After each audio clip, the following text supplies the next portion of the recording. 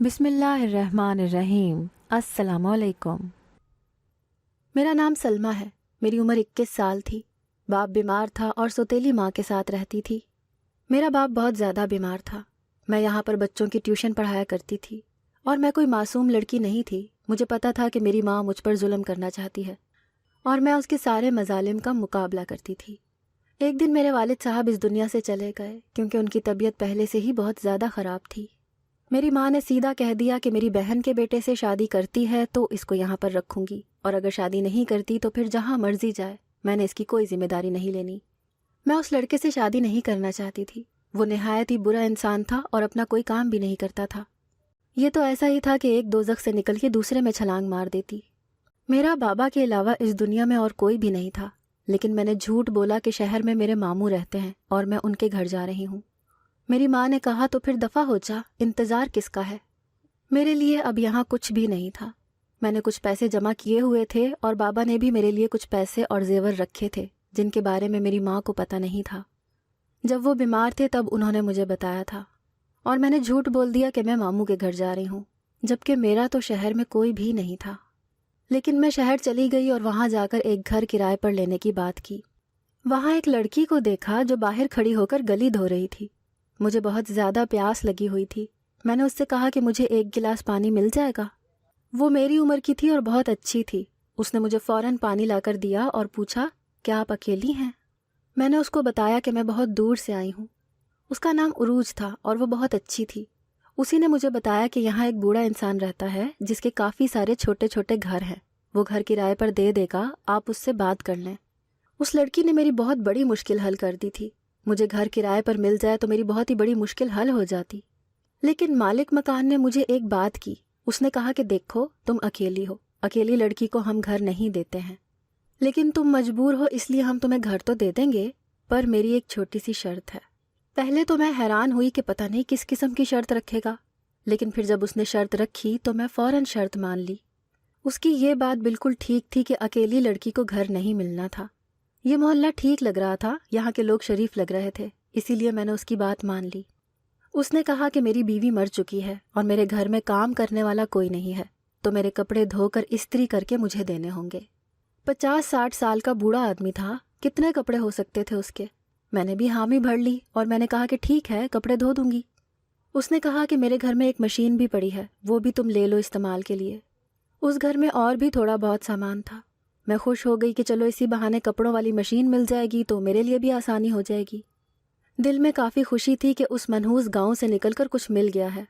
मुझे लगता था कि वही मनहूस था जहां पर मैं रहती थी, क्योंकि मेरी ज़िंदगी के वहां बहुत बुरे दिन गुजरे थे। मैंने अपने घर को थोड़ा बहुत सेट किया। मशीन भी शाम तक आ गई और 2 सूट भी। मैंने कहा कि कोई मसला नहीं है, 2 सूट धोना और इस्त्री करना क्या मुश्किल है। जिस लड़की से मैंने पता पूछा था वो मेरे घर के साथ ही 2 घर छोड़कर रहती थी। उसने शाम को मेरे लिए चाय और खाना भी भिजवाया था। वो बहुत अच्छी थी। मेरी उसके साथ थोड़ी बहुत दोस्ती भी हो गई।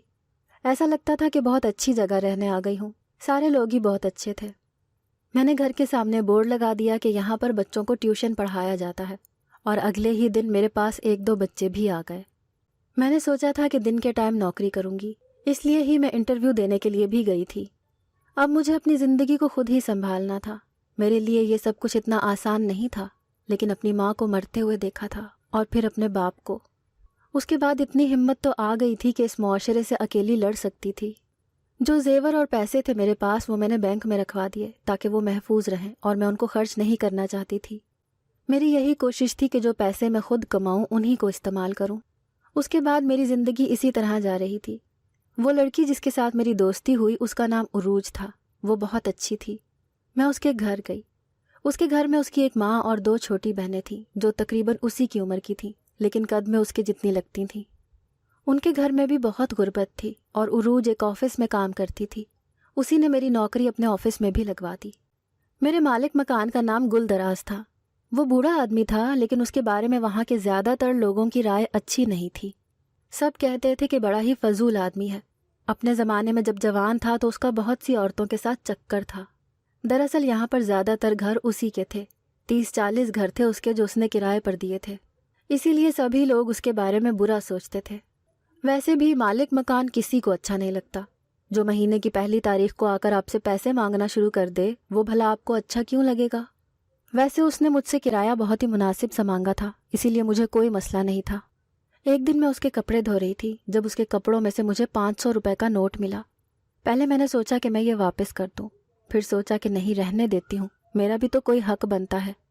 میں اس کے کپڑے دھو رہی ہوں، اگر مانگے گا تو کہہ دوں گی کہ ہاں ملے تھے، سائڈ پہ رکھے تھے، بھول گئی تھی، اور اگر نہیں مانگے گا تو میں اپنے پاس رکھ لوں گی۔ ویسے اتنا امیر آدمی تھا، 30 گھر تھے اس کے اور سب سے کرایہ لیتا تھا، اسے کیا پرواہ کہ 500 کا ایک نوٹ کہاں گیا۔ اسی لیے میں نے وہ پیسے اپنے پاس ہی رکھ لیے۔ 2-3 دن تک تو میں سوچتی رہی کہ کہیں پوچھ ہی نہ لے، واپس کر دینے چاہیے، ورنہ سوچے گا کہ کس لڑکی پر بھروسہ کر لیا، اس کو اپنا گھر دے دیا، 500 روپے کے پیچھے اس نے اپنی اوقات دکھا دی۔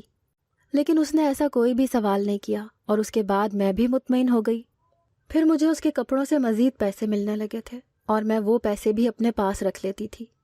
میں خوش تھی کہ چلو اچھی بات ہے، میری محنت کی کمائی ہے، آخر میں اس کے کپڑے دھوتی تھی اور اس کے سارے کپڑے ہی سفید رنگ کے ہوتے تھے۔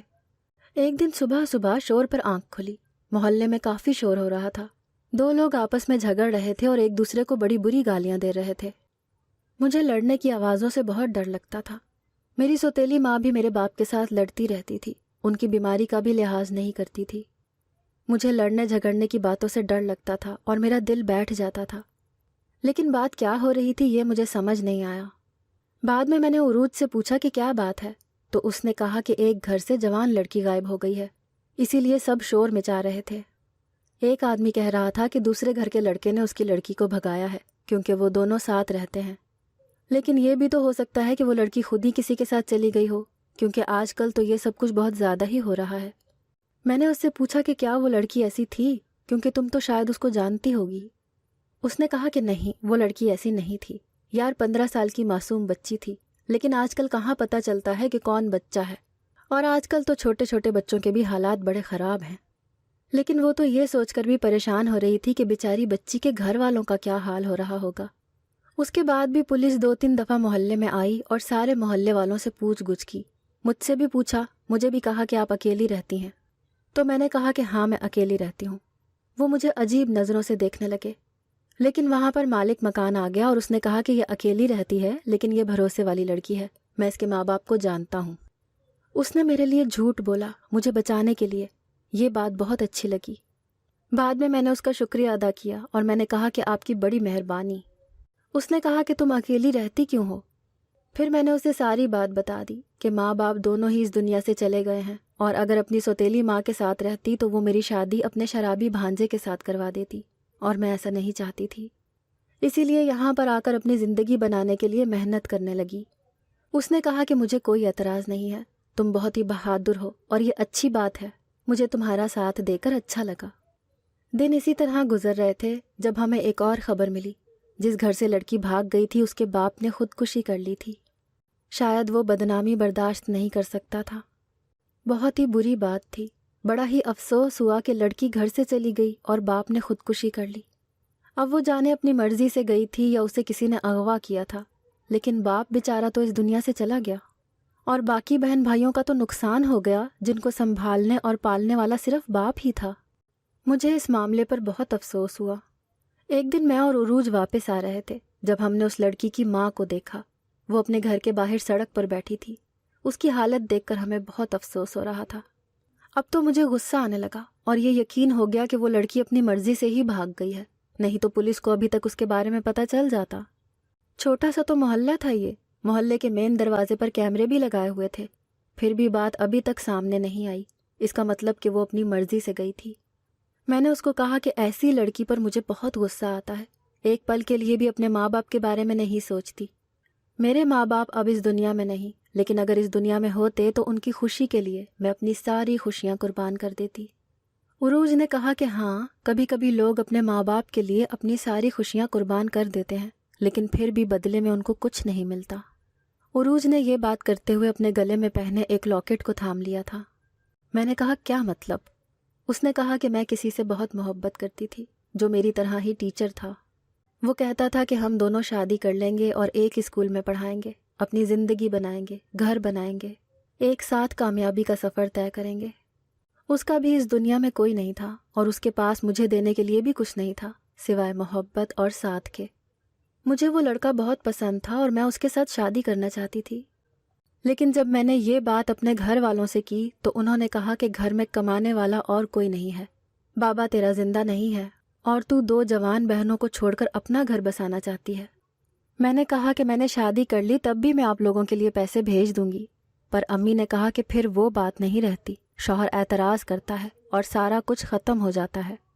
تو اپنی زندگی میں مصروف ہو جائے گی، تیری اولاد آ جائے گی، تو اپنی بہنوں سے زیادہ اپنی اولاد کے بارے میں سوچے گی۔ اگر تجھے ہمارا احساس ہے تو پھر تو یہ شادی نہ کر، اور اگر ہمارا احساس نہیں ہے تو جا کر لے شادی۔ میں نے اپنے گھر کو چن لیا اور میں نے شادی نہیں کی، لیکن آج بھی مجھے وہ لڑکا یاد آتا ہے۔ اب اس نے شادی کر لی ہے اور اس کا ایک بیٹا بھی ہے، اس نے ایک گھر بھی لے لیا ہے اور چھوٹی سی گاڑی بھی۔ سوچتی ہوں کہ اگر اس وقت میں نے فیصلہ کر لیا ہوتا تو میں اس کے ساتھ ہوتی۔ یہ لاکٹ اسی کی آخری نشانی ہے، میرے پاس یہی رہ گیا ہے۔ تمہارے تو ماں باپ نہیں ہیں، لیکن میں نے اپنے ماں باپ کے لیے اپنی محبت کو قربان کر دیا۔ اب اس میں زندہ ہوں لیکن خوش نہیں ہوں۔ جب تک میری بہنوں کی شادی نہیں ہوگی میری بھی نہیں ہوگی۔ میں پیسے کمانے کی مشین بن گئی ہوں، میری کوئی بھی شادی نہیں کرے گا اور نہ ہی میری ماں میرے لیے کوئی رشتہ تلاش کرے گی۔ وہ آج کل میری چھوٹی بہن کے لیے رشتہ تلاش کر رہی ہے۔ ہم لوگ وہاں سے واپس آ رہے تھے جب مالک مکان راستے میں مل گیا۔ وہ سامنے سے آ رہا تھا، ہم نے سلام کیا۔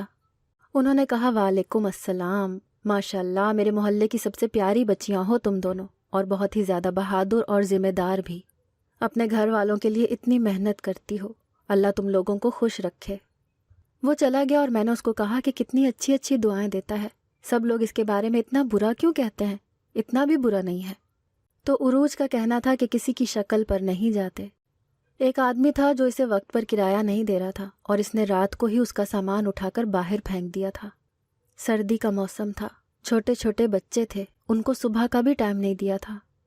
میں نے کہا کہ ہو سکتا ہے کہ اس نے پہلے ان کو بہت ٹائم دیا ہو، آخر ان لوگوں کو بھی تو سمجھنا چاہیے نا کہ گھر کرائے پر دیا جاتا ہے، آپ کے حوالے تو نہیں کر دیا جاتا نا گھر کو۔ اگر ٹائم پر کرایہ نہیں دیں گے تو مالک مکان کا تو دماغ خراب ہوگا۔ اس نے کہا کہ تم پتہ نہیں کیوں اس کے بارے میں اتنا اچھا سوچتی ہو، تمہیں ابھی یہاں آئے ہوئے صرف 3 مہینے ہوئے ہیں، یہ اتنا اچھا انسان نہیں ہے۔ میں نے اس کو کہا کہ جب تک اچھا ہے تب تک اچھا ہے، ویسے بھی ہم نے کون سا اس کے ساتھ کوئی رشتہ داری بنانی ہے۔ اگر وہ ہمیں ہنس کر بلائے تو ہم بھی ہنس کر بلا دیں، کل کو ہمیں اس کی ضرورت بھی تو پڑ سکتی ہے نا، کبھی کوئی مجبوری ہو تو 1 مہینے کی مہلت تو دے گا۔ عروج نے کہا کہ شاید، لیکن اس کے بارے میں زیادہ نہیں کہا۔ شام کا وقت تھا، وہ اپنے گھر چلی گئی اور میں اس کی زندگی کے بارے میں سوچتی رہی کہ کیا زندگی ہے اس کی، گھر والوں کا کب تک کرے گی۔ میں بھی تو جو پیسے کماتی تھی وہ میری سوتیلی ماں مجھ سے چھین لیتی تھی۔ مجھے اس وقت بہت برا لگتا تھا، لیکن وہ تو میری سوتیلی ماں تھی، اس سے مجھے یہی امید تھی، لیکن یہ تو اس کے اپنے تھے، پھر بھی اس کے ساتھ ایسا کر رہے تھے، برا تو اس کو بھی بہت لگتا ہوگا۔ پر بیچاری چپ چاپ سب کچھ برداشت کر رہی تھی۔ میں نے اس کے لیے دعا کی، جتنی دفعہ بھی میں نماز پڑھتی تھی میں اس کے لیے دعا کرتی تھی، کیونکہ میں اس کے لیے صرف دعا ہی کر سکتی تھی۔ صبح ہوئی تو پھر سے شور پر میری آنکھ کھلی، میں نے دیکھا کہ یا اللہ خیر، اب کیا ہو گیا۔ میں باہر آئی اور سامنے کا منظر جلدی ہی سمجھ گئی، کیونکہ جو کچھ ہو رہا تھا وہ 2 گھر چھوڑ کر ہی ہو رہا تھا۔ اور یہ دیکھ کر میرے قدموں تلے سے زمین نکل گئی کہ اس دفعہ جو لڑکی غائب ہوئی تھی وہ کوئی اور نہیں بلکہ عروج تھی۔ میرے قدموں تلے سے زمین نکل گئی اور میں نے فوراً اس کی ماں اور بہنوں سے پوچھا۔ انہوں نے کہا کہ رات کو تو گھر میں ہی تھی لیکن صبح سے غائب ہے۔ ہمیں ایک خط بھی ملا ہے جس میں لکھا ہے کہ میں یہاں نہیں رہنا چاہتی ہوں، یہ سب کچھ چھوڑ کر جا رہی ہوں۔ میں حیران رہ گئی کہ ایسا نہیں ہو سکتا، اگر وہ ایسا کرنا چاہتی تو بہت پہلے ہی کر چکی ہوتی۔ انہوں نے مجھ سے پوچھا کہ تم سے کیا بات ہوئی تھی؟ میں نے کہا کہ مجھ سے کوئی بات نہیں ہوئی، ہم ساتھ تو گئے تھے اور وہاں سے سیدھا واپس آ رہے تھے کہ راستے میں مالک مکان سے بھی ملے تھے۔ اس نے کہا کہ اس وقت تو سب کچھ ٹھیک لگ رہا تھا، پھر جانے لڑکی کہاں چلی گئی۔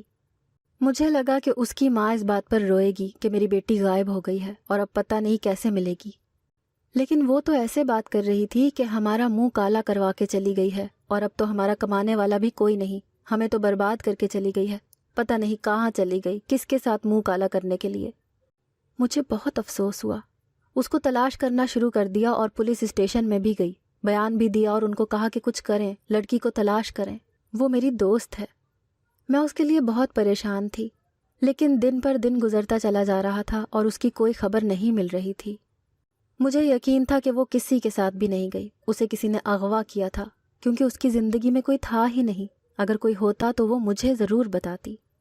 اسی طرح دن گزرتے چلے گئے اور میری پریشانی بڑھتی چلی گئی، اور اس کا خیال میرے دل سے نکلتا ہی نہیں تھا، کیونکہ ہم ایک جگہ کام کرتے تھے، ایک ساتھ آتے جاتے تھے، ہماری دوستی بہت پکی ہو گئی تھی، ایک دوسرے کے دکھ سے واقف ہو گئے تھے، ایک دوسرے کو سب کچھ بتا دیا تھا۔ مالک مکان کے کپڑے اکثر عصر کے بعد آتے تھے، میں اس وقت فارغ ہوتی تھی، جلدی جلدی کپڑے دھو دیتی تھی، کیونکہ میں نہیں چاہتی تھی کہ وہ مجھے کوئی بات کرے کہ تم نے ابھی تک میرے کپڑے کیوں نہیں دھوئے۔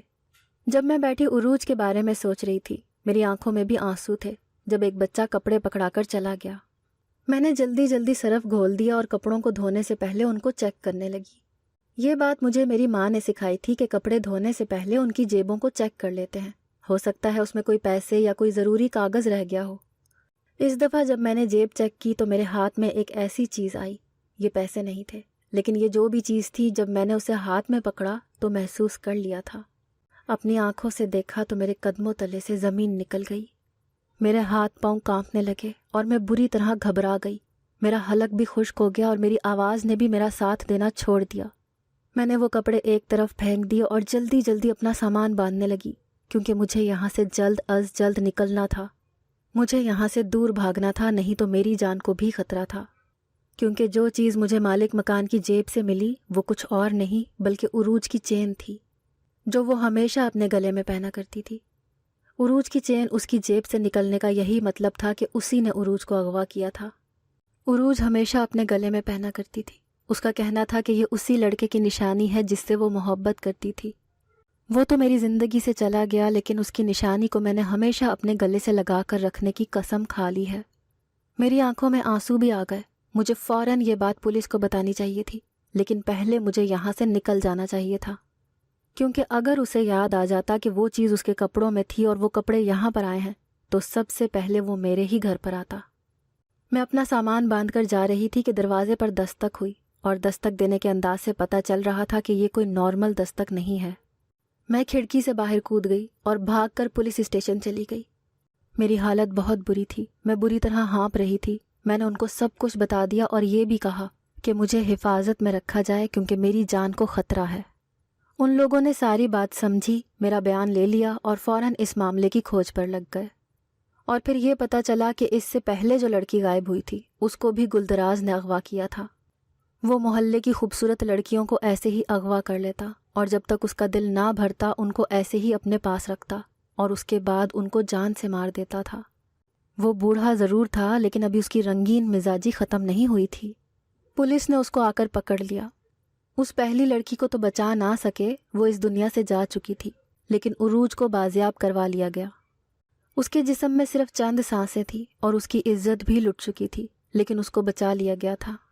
اس کی ماں نے اسے گھر میں رکھنے سے انکار کر دیا اور کہا کہ یہ میرے گھر میں نہیں رہے گی، نہیں تو اس کی وجہ سے میری باقی بیٹیوں کے رشتے نہیں آئیں گے۔ میں اس کو اپنے گھر لے آئی۔ اس کی حالت بہت بری تھی، 7-8 مہینے تک بھی وہ ٹھیک نہیں ہو رہی تھی کیونکہ ٹھیس اس کے دل پر لگی تھی۔ کسی طرح میں نے اسے سنبھالا اور زندگی کی طرف واپس لے آئی اور اس کے بعد اسے اپنے ساتھ وہاں سے لے گئی۔ ہم لوگ دوسرے شہر میں چلے گئے اور اب ہم لوگ ساتھ رہتے ہیں۔ وہ پہلے جیسی نہیں رہی ہے، وہ بھی زندگی کی طرف واپس نہیں آتی۔ وہ زندہ تو ہے لیکن وہ جی نہیں رہی۔ اس کو دیکھ کر مجھے بہت برا لگتا ہے۔ اسے بچا تو لیا پر کوئی فائدہ نہیں ہوا، لیکن ڈر جاتی ہوں جب مجھے یہ پتہ چلتا ہے کہ وہ بھی اس دنیا سے چلی گئی ہے۔ اس لیے کم سے کم وہ میرے ساتھ تو ہے۔ زندگی اسی طرح گزر رہی ہے، ہم دونوں ہی ایک دوسرے کا سہارا ہیں۔ دنیا میں ایسے بھی ظالم لوگ ہوتے ہیں، سوچتی ہوں کہ اس کا بہت برا انجام ہونا چاہیے تاکہ دوبارہ کبھی وہ کسی کی بیٹی کے ساتھ ایسا نہ کر سکے۔